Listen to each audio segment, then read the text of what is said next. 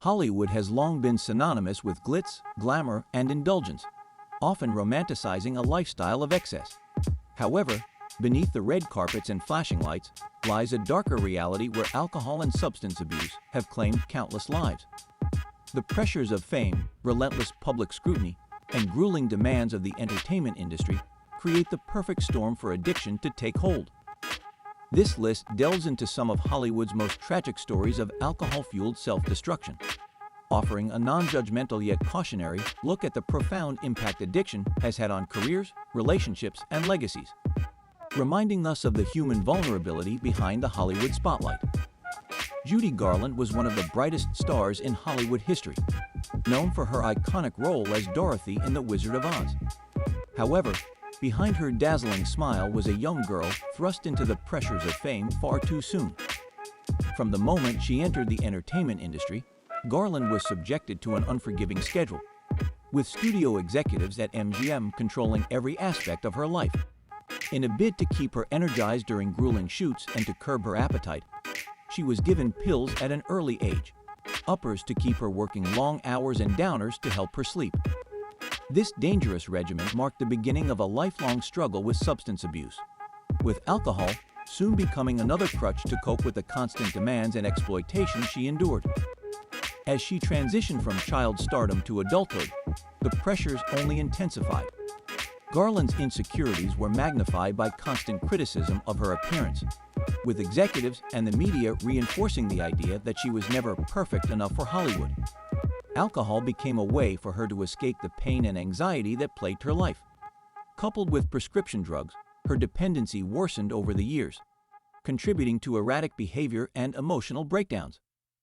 Despite her immense talent and undeniable charm, the instability caused by her addictions led to professional setbacks and the breakdown of personal relationships, including several failed marriages.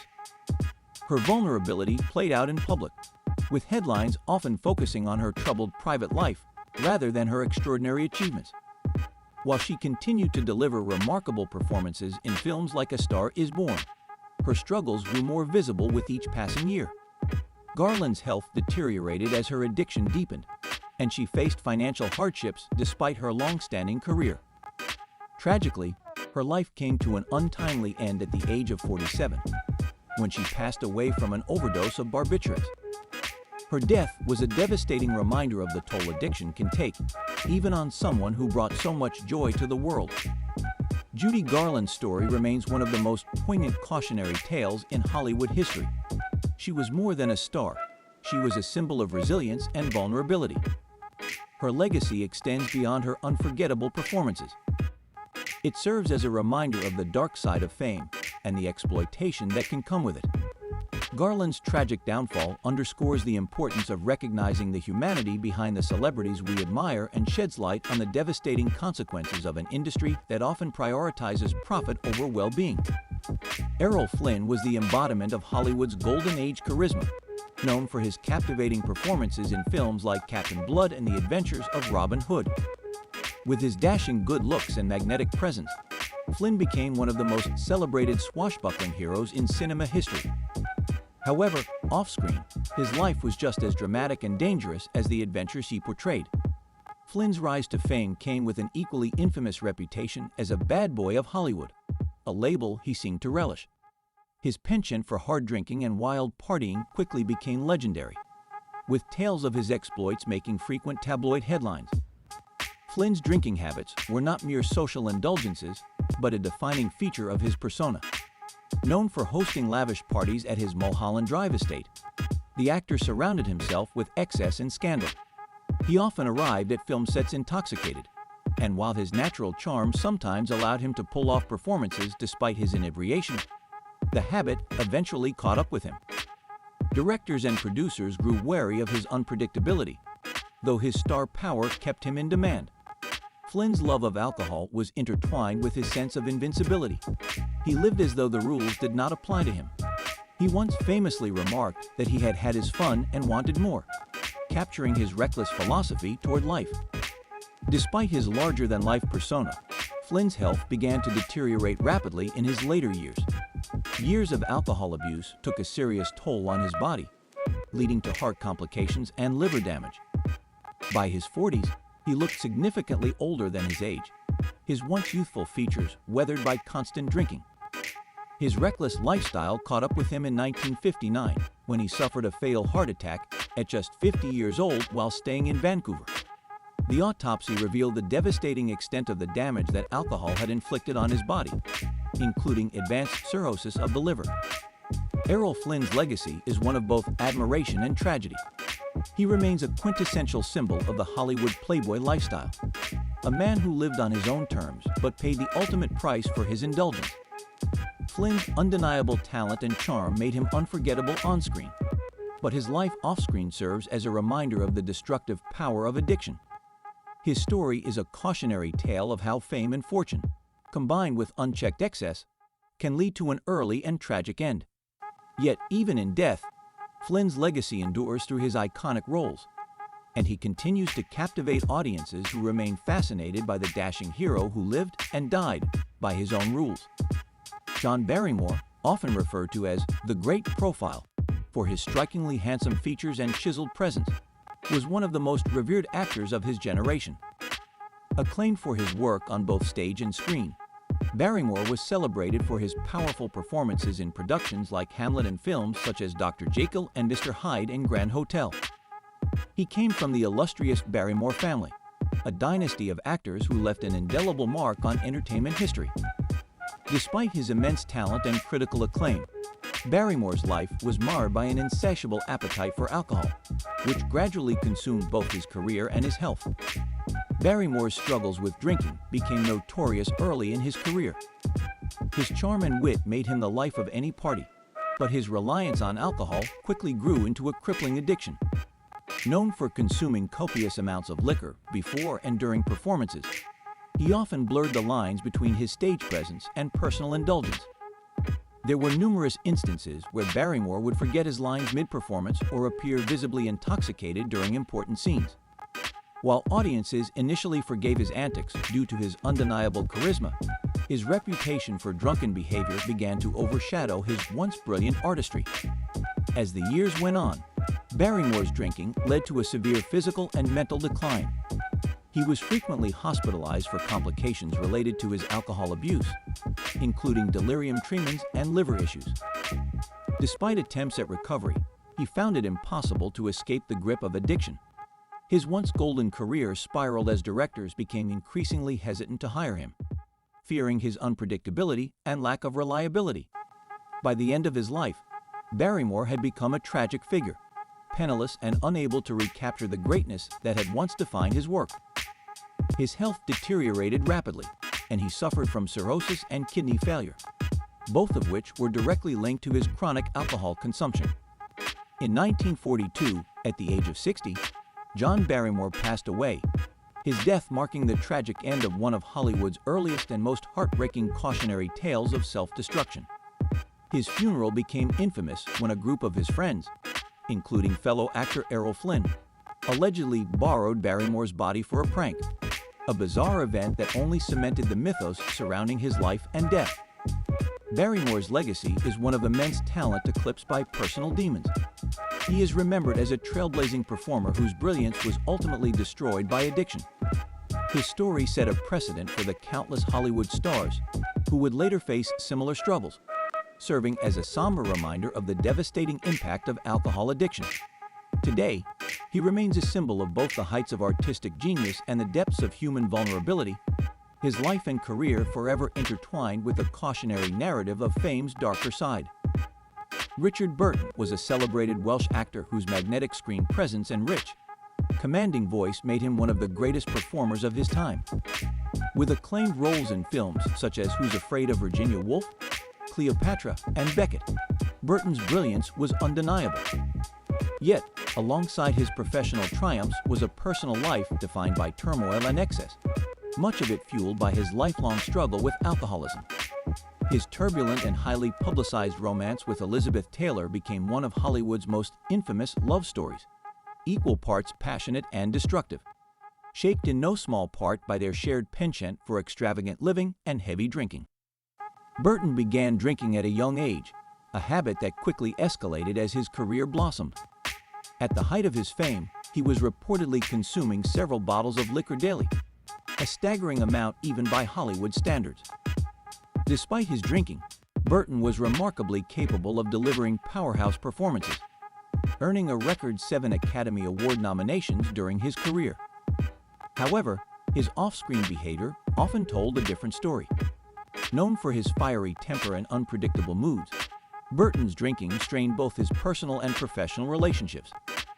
His love affair and later marriage to Elizabeth Taylor, though deeply passionate, was marked by intense arguments, fueled by their mutual addiction to alcohol. Their public fights became tabloid fodder, cementing their image as Hollywood's most tempestuous couple.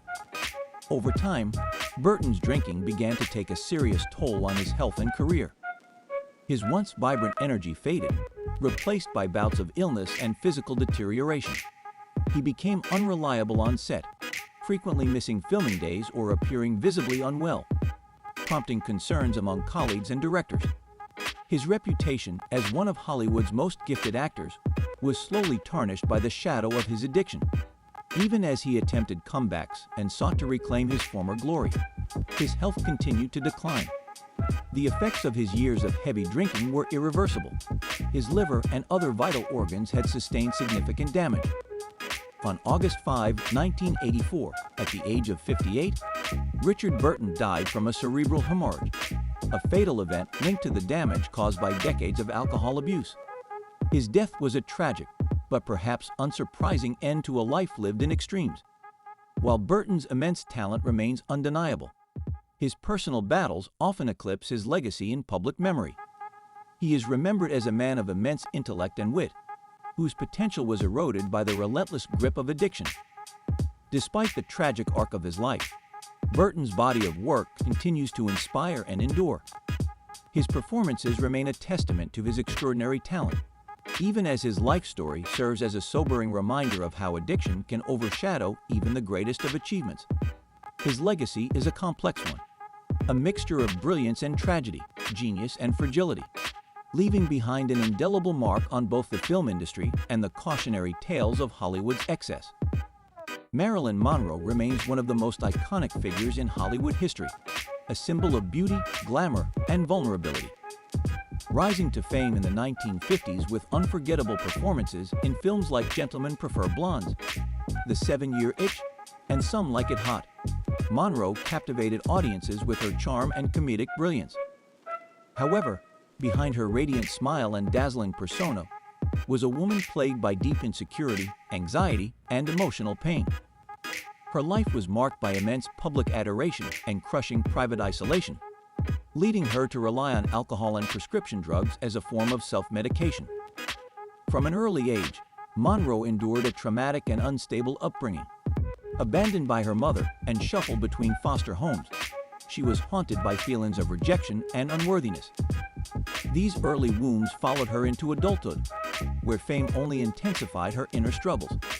Despite achieving superstardom, Monroe was never fully able to escape her sense of loneliness or the pressure to live up to her manufactured image as Hollywood's ultimate blonde bombshell. Alcohol became one of her primary coping mechanisms, often used in tandem with powerful prescription drugs like barbiturates and sedatives. As Monroe's career soared, so did her emotional fragility. Her dependence on alcohol became increasingly public, with numerous reports of her appearing at events visibly intoxicated. She would slur her speech during interviews and display erratic behavior that alarmed her friends and colleagues. On film sets, her lateness and unreliability due to substance use became a growing concern for directors and producers. At times, she would disappear for days, battling intense bouts of depression and insomnia. Yet, despite these setbacks, her undeniable talent and screen presence continued to draw audiences, keeping her status as a Hollywood star intact. However, Monroe's reliance on alcohol and pills gradually spiraled out of control. She became increasingly isolated, surrounding herself with only a few trusted confidants while cutting herself off from much of the world. In 1962, her struggles came to a tragic culmination. On August 5th, Monroe was found dead in her Los Angeles home at the age of 36 from an apparent overdose of barbiturates, with alcohol likely playing a contributing role. While her death was officially ruled a probable suicide, it has long been the subject of speculation and conspiracy theories. What remains indisputable, however, is that Monroe's life ended far too soon. Another tragic casualty of addiction, loneliness, and the unrelenting pressures of fame. Marilyn Monroe's legacy endures as a complex and bittersweet reminder of the human cost of stardom. She represents the dangers of emotional isolation and the destructive coping mechanisms that can arise when mental health struggles go untreated. Despite the tragedy of her untimely death, Monroe's films, photographs, and cultural impact remain timeless, continuing to captivate new generations. Her life story serves as both a celebration of her remarkable talent and a somber lesson in the devastating consequences of addiction and the relentless expectations placed on those in the spotlight. Peter O'Toole was one of the most charismatic and gifted actors of his era, rising to international fame with his unforgettable performance as T. Lawrence in Lawrence of Arabia. His intense blue eyes, commanding presence, and extraordinary talent made him a screen legend, earning him 8 Academy Award nominations throughout his career. Despite his brilliance, O'Toole became just as well known for his off-screen antics, particularly his prodigious appetite for alcohol. His charm and wit often made his drinking escapades the stuff of legend. But beneath the stories of wild nights and endless parties was a man battling a dangerous addiction that nearly cost him his life. O'Toole's drinking binges were infamous in Hollywood and beyond. He would disappear for days, engaging in marathon sessions of drinking that shocked even the most seasoned partygoers.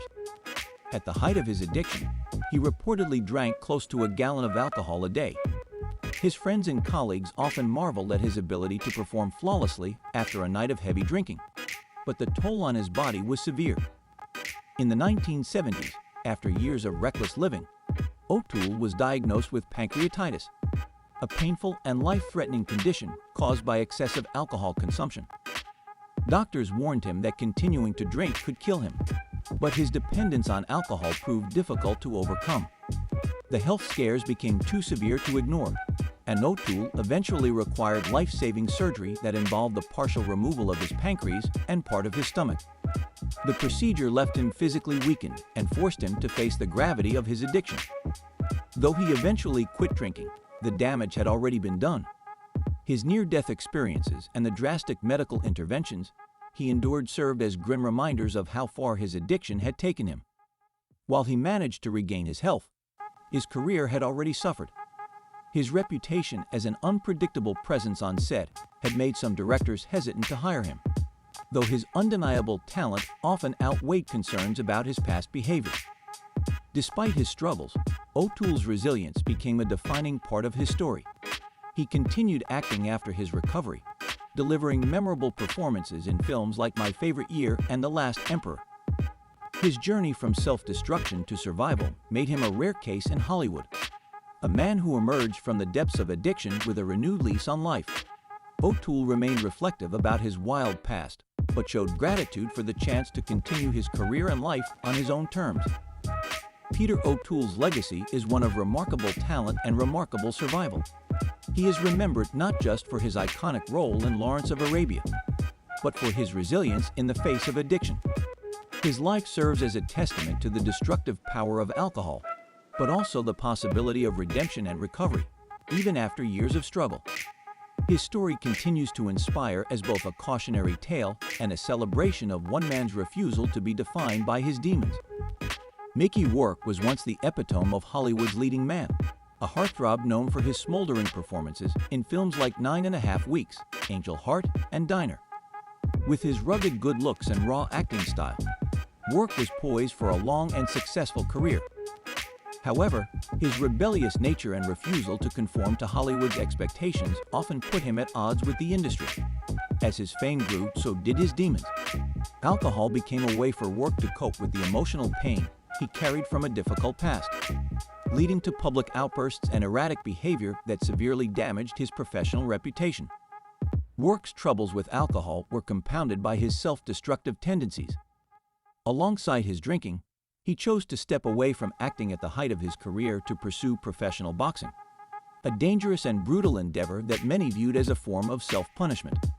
While he was an accomplished fighter, the years spent in the ring left him physically battered, with multiple facial injuries that required extensive reconstructive surgery. His decision to leave acting and the aftermath of his boxing career only deepened his spiral into addiction and obscurity. By the 1990s, Rourke's once promising career was in ruins.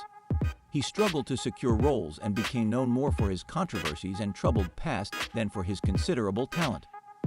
During these years, Rourke's alcohol abuse reached new heights, further alienating him from the industry. He became infamous for his volatility, often lashing out at directors and co-stars, which made him nearly unemployable.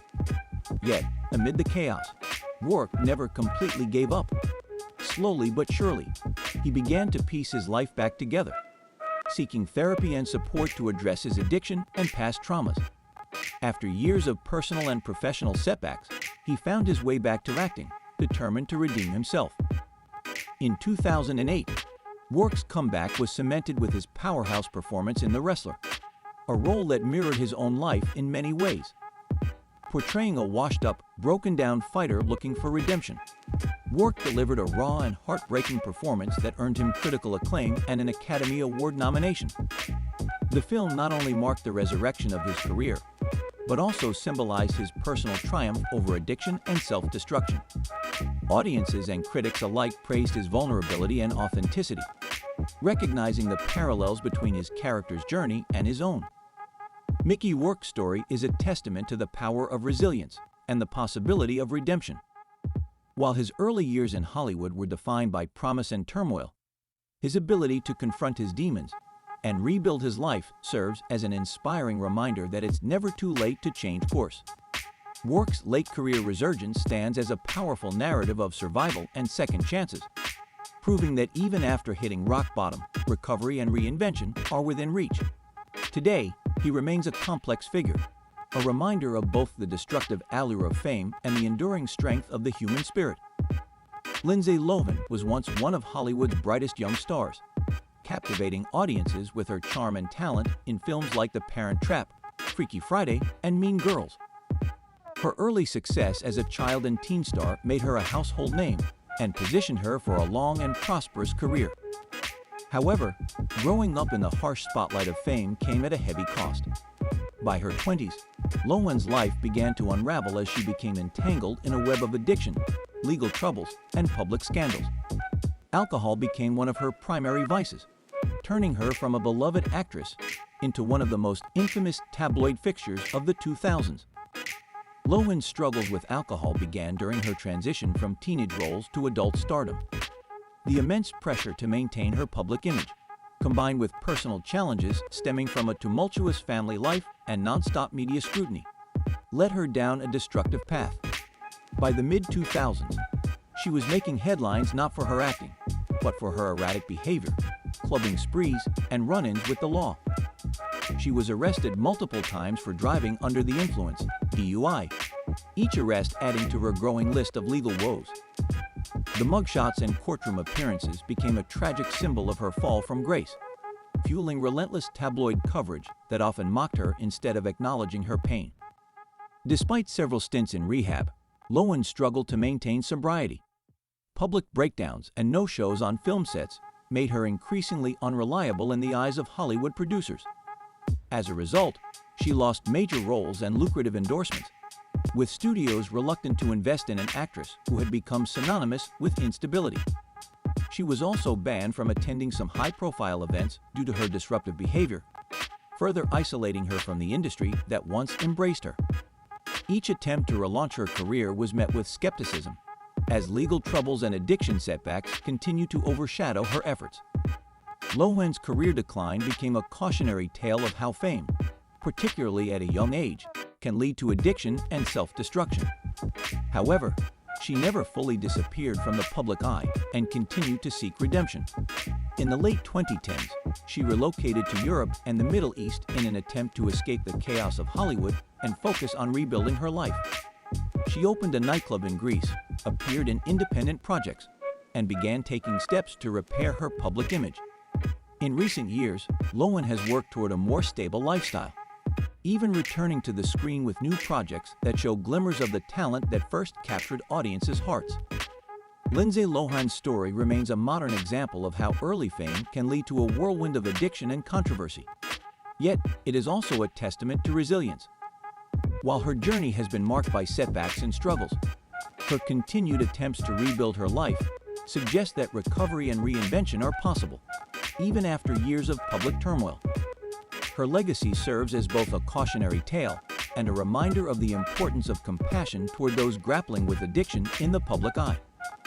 Chris Farley was a comedic powerhouse whose boundless energy, physical comedy, and larger-than-life personality made him one of the most beloved performers of his time. Rising to fame on Saturday Night Live in the early 1990s, Farley became an instant fan favorite with unforgettable characters like Matt Foley, the hilariously intense motivational speaker who lived in a van down by the river.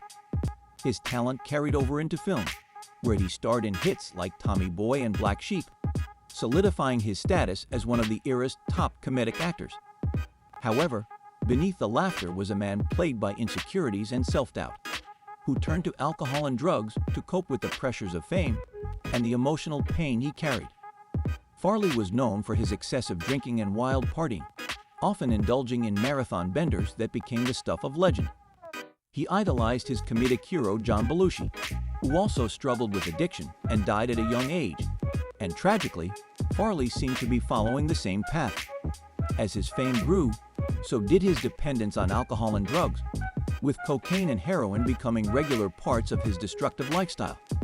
His close friends and collaborators often tried to intervene, but Farley's addiction deepened, particularly as he struggled with the demands of stardom and his fear of being typecast as the funny fat guy. Despite his on-screen success, Farley's off-screen life was marked by turmoil. He cycled in and out of rehab multiple times, but the temptations of Hollywood's party culture proved overwhelming. His self-destructive behavior led to erratic appearances on set, missed opportunities, and worsening health. By the mid-1990s, his physical condition had noticeably deteriorated, and he became the subject of concern among his peers. His deep desire to be loved and accepted drove his comedic genius, but it also left him vulnerable to the insecurities that fueled his addiction. Farley often masked his pain with humor, using his outrageous antics to deflect from his personal struggles.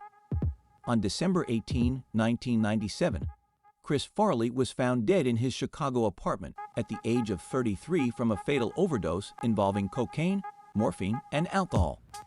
His death mirrored that of John Belushi, who had died at the same age from a similar combination of substances. The news of Farley's passing shocked fans and devastated those who knew him personally. His death served as a sobering reminder of the dangers of addiction, particularly for those who use humor as a shield to hide their inner demons. Chris Farley's legacy is one of both laughter and heartbreak. He is remembered as a gifted comedian who brought joy to millions, but was unable to find peace within himself. His story represents the tragic archetype of the funny man who, behind the scenes, was consumed by pain. Despite the tragedy of his untimely death, his work continues to resonate, reminding audiences of the immense talent and humanity behind the laughter. Farley's life remains a cautionary tale about the devastating consequences of addiction and the importance of supporting those who struggle beneath the surface of fame. Mel Gibson was once one of Hollywood's most celebrated actors and directors, with a string of iconic roles in films like Mad Max: Lethal Weapon and the Oscar-winning Braveheart, which he also directed. His rugged charm and undeniable talent made him one of the biggest stars of the 1980s and 1990s, as well as one of the most successful filmmakers of his generation. However, behind the charismatic persona was a man grappling with severe personal demons, including a long-standing struggle with alcohol addiction that would eventually overshadow his career and public image. Gibson's drinking problem became public knowledge during the early 2000s, when a series of incidents revealed the extent of his struggles. In 2006, he was arrested for driving under the influence, DUI, in Malibu, an event that became infamous due to his anti-Semitic and misogynistic remarks during the incident. The shocking nature of his outburst made headlines worldwide, leading to widespread condemnation from both the public and the film industry. The incident marked the beginning of a dramatic fall from grace for Gibson, as many in Hollywood distanced themselves from him. In subsequent interviews, Gibson admitted to battling alcoholism and expressed remorse for his behavior, but the damage to his reputation had already been done. The DUI arrest was not an isolated event, but part of a pattern of self-destructive behavior fueled by addiction. Gibson's outbursts and erratic behavior became frequent tabloid fodder, further tarnishing his image. His struggles with anger and alcohol led to additional controversies, including the highly publicized release of a recorded phone call in 2010 in which he could be heard shouting profanities and making violent threats during an argument with his then-partner. These scandals, compounded by his history of offensive remarks, led to Gibson being effectively blacklisted by the entertainment industry for several years. Despite the immense damage to his career, Gibson gradually began to work toward rehabilitation, both personally and professionally. He sought treatment for his addiction and stayed largely out of the public eye for a period of self-reflection. In 2016, Gibson made a surprising and well-received comeback with the war film Hacksaw Ridge, which earned him an Academy Award nomination for Best Director.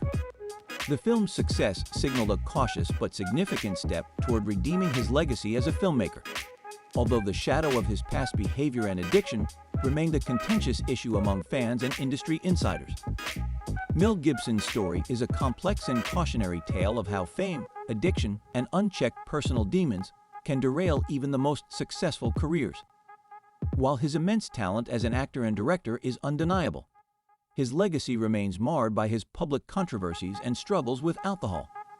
His journey serves as both a reminder of the devastating impact of addiction and a testament to the difficult, ongoing process of redemption and accountability. Despite his attempts to rebuild his life and career, his story continues to prompt conversations about the lasting consequences of fame, addiction, and personal responsibility.